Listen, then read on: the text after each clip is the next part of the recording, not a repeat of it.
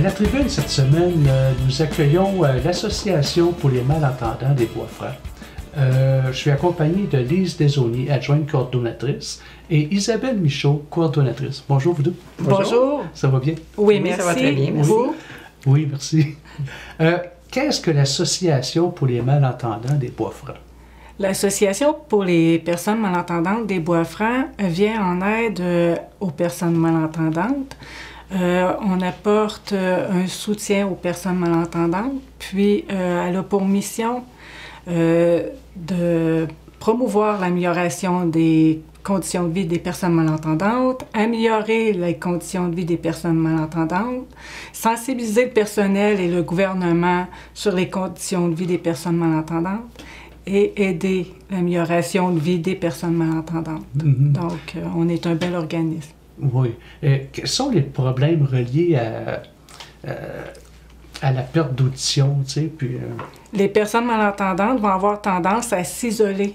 Ils n'iront pas dans la population participer aux activités sociales parce que les endroits publics, malheureusement, ne cadrent pas toujours avec la réalité d'une personne malentendante. On va aller dans un restaurant, on va aller dans une salle, ça va être bruyant. Donc, tout le monde va parler en même temps. Et lorsqu'on sort de ces activités-là, de ces événements-là, les personnes malentendantes reviennent à la maison, ils sont épuisés. Donc, à ce moment-là, ce qu'ils vont faire, c'est qu'ils vont s'isoler chez eux, puis ils vont avoir du mal à créer des liens avec les personnes en général. Puis, ils vont avoir aussi de la difficulté à admettre qu'ils ont un problème d'audition. C'est surtout ça, le temps de s'apercevoir qu'ils ont un problème relié à l'audition.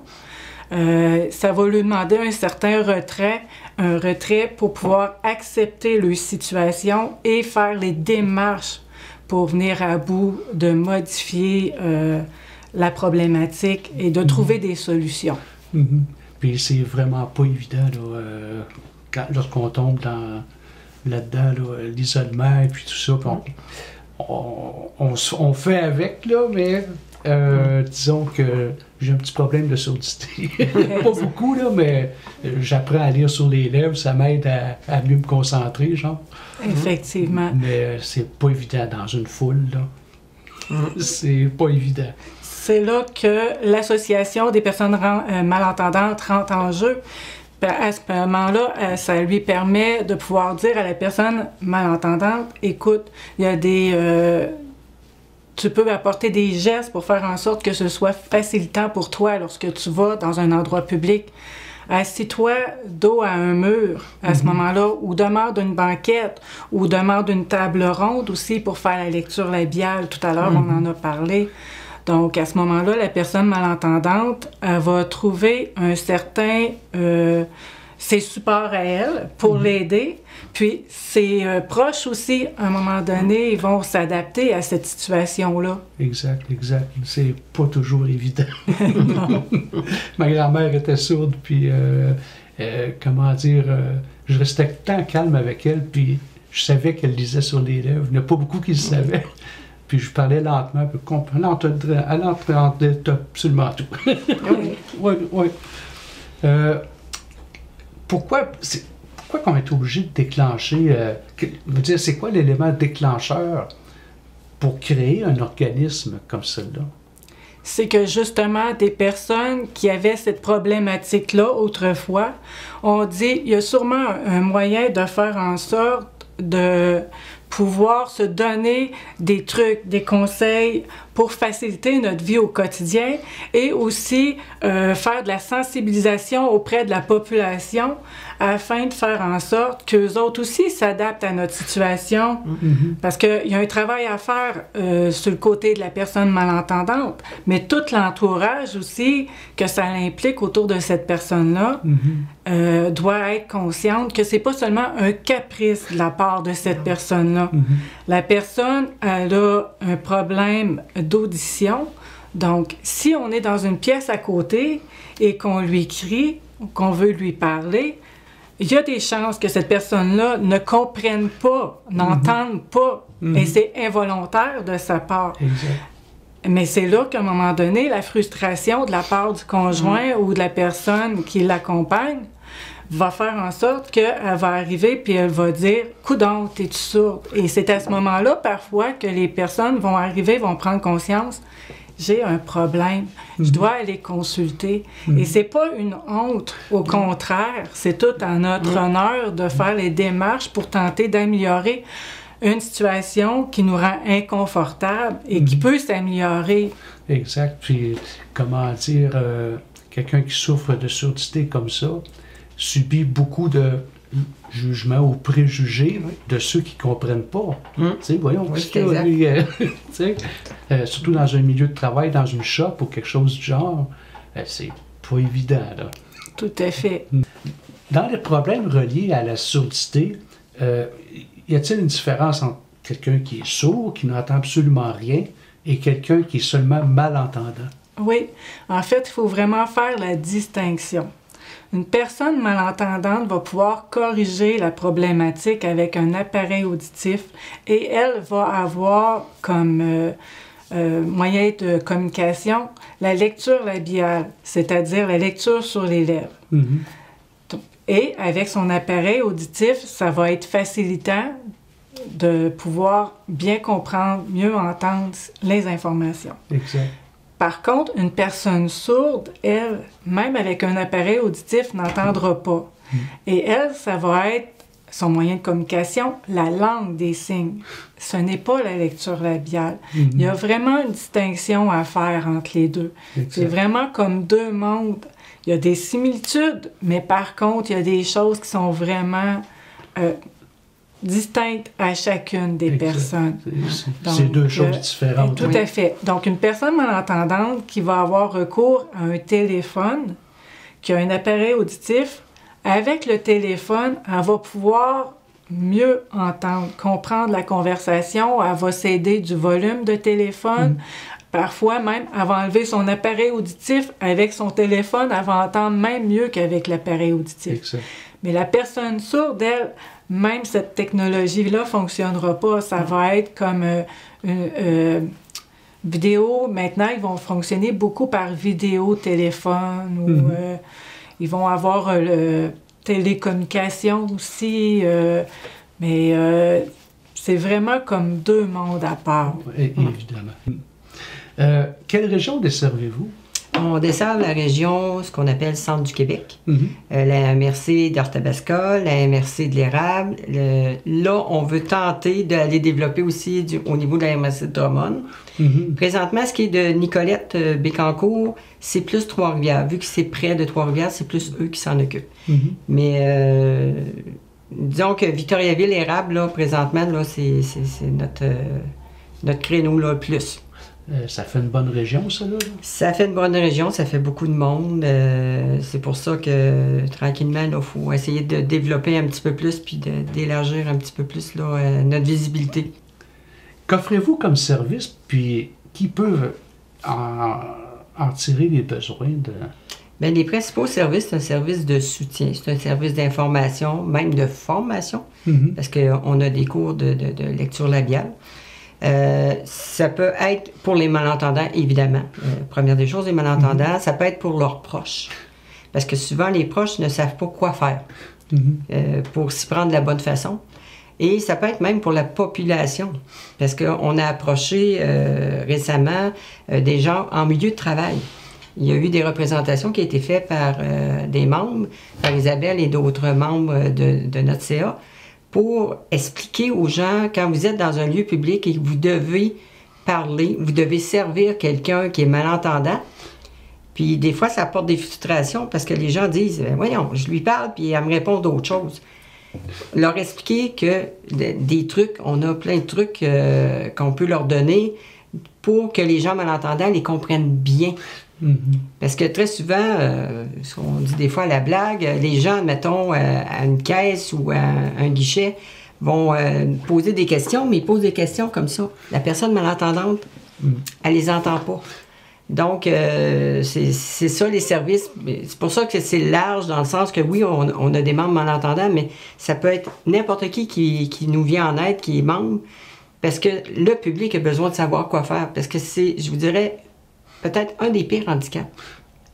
Parce qu'il n'est pas apparent. Exact. quelqu'un qui est en chaise roulante, c'est facile de savoir qu'il faut lui ouvrir la porte parce qu'il va peut-être avoir de la difficulté. Mais en malentendant, ça paraît pas. On voit quelqu'un, on ne sait pas qu'il est malentendant. Donc, c'est pour ça. C'est vraiment à tout le monde, à tout le public, c'est ouvert. Exact. Bon, moi, je me faisais souvent dire, tu manques d'attention. Tu sais. Oui. Porte attention, porte attention. Puis c'est venu comme un automatisme. Je fais semblant d'avoir compris. Oui, oui, oui. Puis j'ai rien entendu. Tu sais. C'est une petite voie de sortie, mais qui amène à l'isolement, en fin de compte. Hein. C'est ça. C'est ça. En disant qu'on offre des présentations à différents organismes tels que les Filles d'Isabelle, on peut aller voir aussi la FADOC ou les Chevaliers de Colomb pour offrir des présentations gratuites de 30 minutes à 2 heures qui vont parler de la mission de l'association, des services offerts par l'association. On va aussi parler des stratégies de communication. Ils sont indiqués toutes dans notre petit agenda.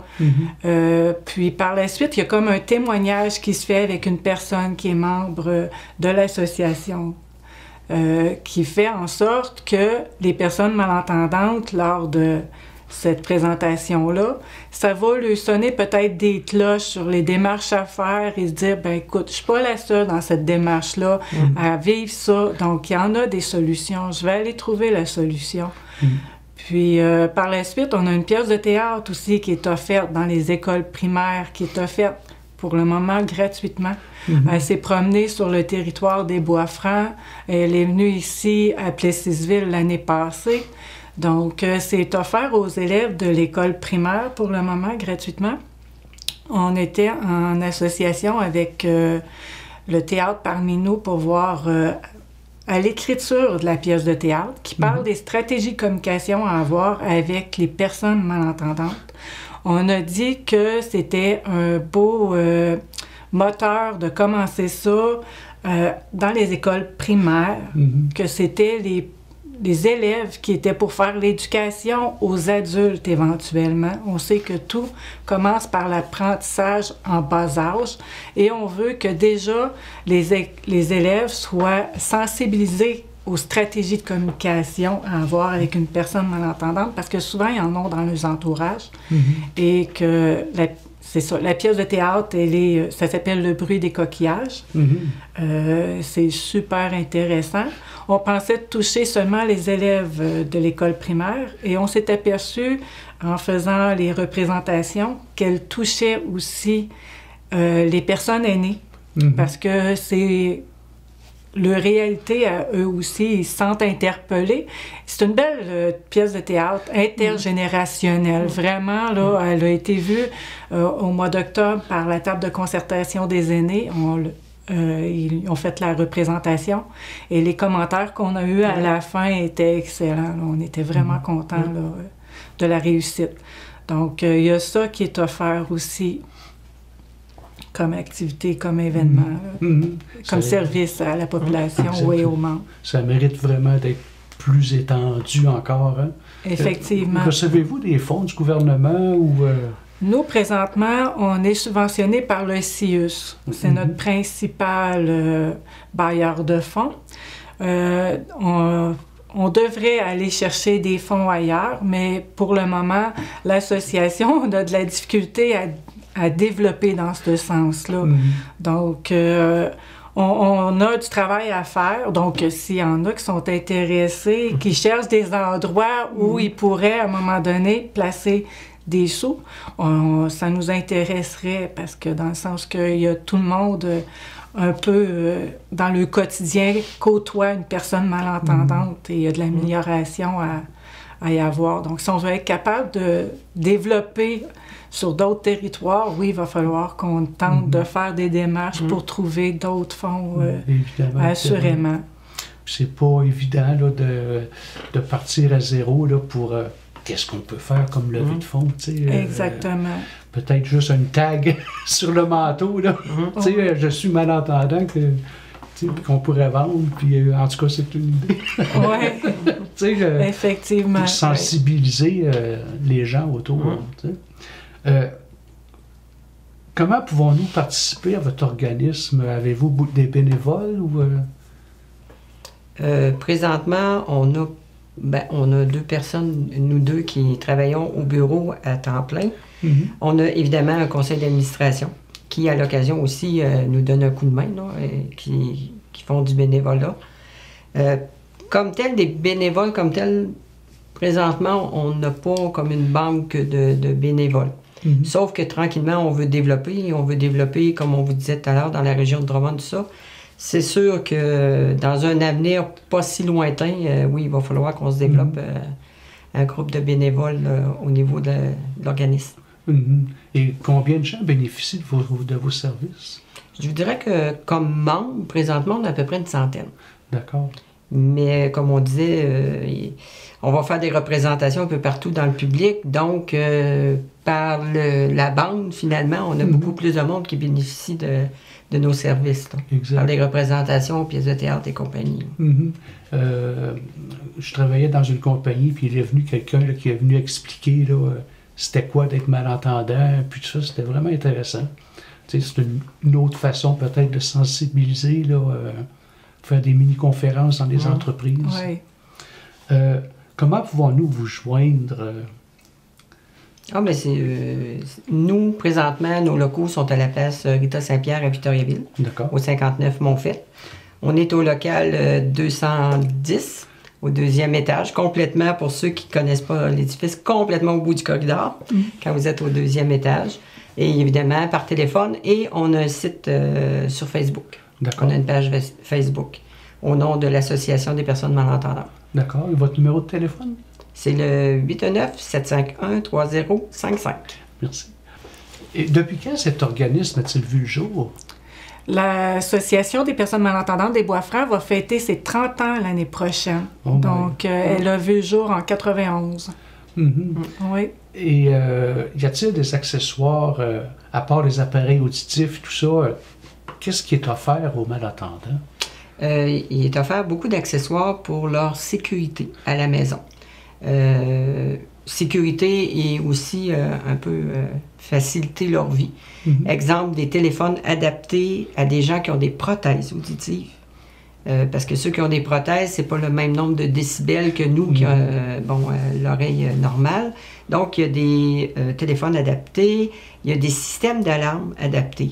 Il y a aussi un système qui peut être branché sur un peu de tout à la maison, dans le sens de la sonnette de porte, le téléphone qui va, admettons, clignoter pour indiquer à la personne malentendante, bon, il y a quelqu'un à la porte, ou le téléphone sonne. Il y a des pastilles aussi qui sont mises sous le matelas. Parce qu'on sait très bien que les personnes malentendantes, lorsqu'ils se couchent le soir, enlèvent leur prothèse. Donc, c'est un niveau encore plus élevé, des fois, là, de sécurité qu'ils n'ont pas.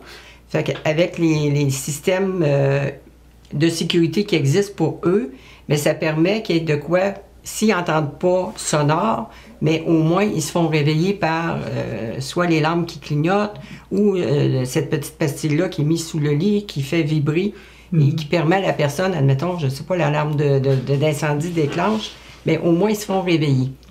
Ça, c'est vraiment des choses de sécurité. Et quand les gens ont vraiment des diagnostics et des tests auditifs de passé chez des audiologistes, ils peuvent aller à des centres de réadaptation et avoir même ces équipements-là gratuits. Ça leur est prêté. Donc, c'est une sécurité, surtout pour les gens qui vivent seuls, qui sont malentendants seuls. Vraiment, il y a des choses qui existent. Là. Ça serait bien que les gens les utilisent. L'installation se fait aussi par le technicien du centre de réadaptation et c'est gratuit. Oui. En plus, il n'y a pas de filage. C'est un système qui se fait là. Wi-Fi, comme on appelle. Donc, il n'y a pas de filage qui traîne à nulle part. Et tous les appareils vont être branchés adéquatement. Lorsqu'il y a un déménagement, le technicien va aller aussi rebrancher les appareils adaptés. Donc, c'est vraiment, important là, de se procurer ces appareils adaptés. Évidemment. C'est une question de sécurité. Hein? Tout à fait. D'ailleurs, je vous invite à aller sur YouTube. On a fait, l'Association des personnes malentendantes, une vidéo sur le fonctionnement des appareils adaptés. Oui. On va mettre ça en sous-titre. Oui, ça serait intéressant. Bien sûr, bien sûr. Y a-t-il un coût pour ces accessoires-là? Comme Lise l'a mentionné tout à l'heure, si la personne elle se présente au centre de réadaptation de sa région avec son test d'audition, il est possible, en remplissant certaines conditions, qu'elle les ait gratuitement. D'accord. Sinon, c'est certain qu'elle va pouvoir s'y procurer, mais en faisant l'achat. Il y a une chose aussi qui serait bon de mettre au point, c'est que l'Association des personnes malentendantes, malheureusement, pour le moment, et je ne crois pas que ce soit dans un avenir non plus à venir, n'offre pas la possibilité de pouvoir financer un deuxième appareil auditif pour une personne malentendante qui est dans le besoin. Malheureusement, c'est pas dans notre cours. On n'a pas les sous pour faire ça. Il nous arrive à l'occasion d'avoir des téléphones au bureau pour savoir si on peut offrir cette possibilité-là. Et malheureusement, on n'a pas de fonds qui peuvent servir à ça. Donc, je sais que c'est possible pour les lunettes avec le Club Lyon. Je me suis laissé dire qu'il y avait peut-être une certaine ouverture avec le Club Lyon là, qui commençait à peut-être se diriger vers les appareils auditifs aussi. Je sais qu'il y a possibilité d'avoir une autre fondation, mais à ce moment-là, il s'agirait peut-être de téléphoner au bureau. Je pourrais peut-être les diriger vers plus ces possibilités-là que nous offrir ce service-là de financement. Malheureusement, les sous qu'on a en ce moment, c'est vraiment pour offrir le service à la population, faire de la sensibilisation, payer les salaires du personnel au bureau. Donc, Lise vous l'a mentionné tout à l'heure, on est 2 personnes à temps plein. On a aussi une intervenante à 5 heures semaine. On a 7 membres de conseil, au conseil d'administration, dont Mme Céline Marcoux, présidente, M. Régent Bellil, vice-président, M. Patrick Allaire, qui est administrateur, M. Olivier Galarneau, qui est trésorier, Mme Monique Bouffard, administratrice, et Mme Lise Poirier, administratrice, ainsi que M. Robert Croteau. J'étais en train de l'oublier. Donc, pour le moment, c'est nos 7 membres au conseil d'administration qu'on tient à remercier et à féliciter pour leur implication aussi dans l'association en tant que membre de l'association, au conseil d'administration. Parce que c'est certain que sans eux, nous aussi, à un moment donné, on serait comme un petit peu déboussolés. Donc, on a besoin, à un moment donné, d'avoir des réunions avec ces gens-là pour savoir comment on va diriger l'association, quelle ligne de conduite on va lui donner. C'est vraiment pas évident, là, avec le territoire que vous desservez, puis c'est des besoins essentiels, là. Tout à fait, c'est pas... c'est pas du luxe. Non, pas du tout. C'est des besoins essentiels. Parce que c'est réellement un handicap, là. Oui, effectivement. Et ça s'en vient de plus en plus problématique et ça commence de plus en plus jeune, malheureusement. Les jeunes enfants commencent là, à être atteints là, très rapidement là, par la perte d'audition. Donc, nous aussi, là, de ce côté-là, là, ça commence à nous travailler, à savoir comment peut-on faire pour les sensibiliser, à faire attention à leurs oreilles. Là. Exact. Puis c'est comme, comment dire, une autre petite partie que j'ai remarqué dans ma vie, c'est que si j'entends pas bien, puis que la personne parle plus fort, mais comme d'un ton fâché, une personne qui est malentendante là, porte beaucoup d'attention à tout l'aspect du visage, des expressions. Puis si la personne se choque après nous parce qu'on comprend pas, c'est comme une frustration accumulée à l'intérieur. C'est comme qu'est-ce qui se passe? Tout à fait. Tout à fait. Puis c'est ça que nous, en tant qu'association, on essaie de faire en sorte que la personne qui côtoie les personnes malentendantes s'adapte. Moi, Lise a parlé tout à l'heure des caissiers qui parlaient puis qui étaient arrangés la tête comme ça. J'ai déjà accompagné un fait vécu, une personne malentendante à un rendez-vous chez l'audioprothésiste. Puis, à un moment donné, l'audioprothésiste a son appareil auditif dans la main, s'adresse à la personne malentendante, mais elle est arrangée comme ça.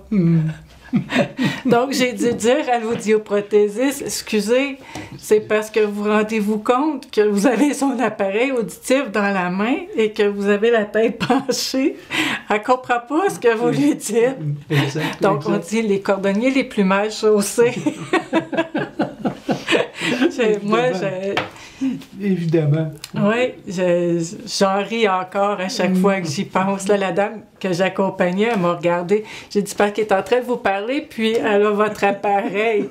Donc là, immédiatement, il a remédié à la situation. Évidemment. Et sur le coup, ça a été un petit peu cocasse comme situation. S'il vous laisse le mot de la fin. Écoutez. Au mot de la fin, c'est sûr qu'on invite les gens malentendants à ne pas se gêner de nous appeler, de venir nous voir, de venir voir les services qu'on a. Aussi, ne pas se gêner de dire dans les lieux publics « je suis malentendant ». Et même nous, au bureau, on a des petits collants qu'on peut mettre sur, mettons, la carte d'assurance maladie, la carte... Puis de dire, puis même les gens autour, de dire, quand vous accompagnez un malentendant, de dire aux gens, écoutez, la personne est malentendante, elle ne comprend pas ce que vous lui dites.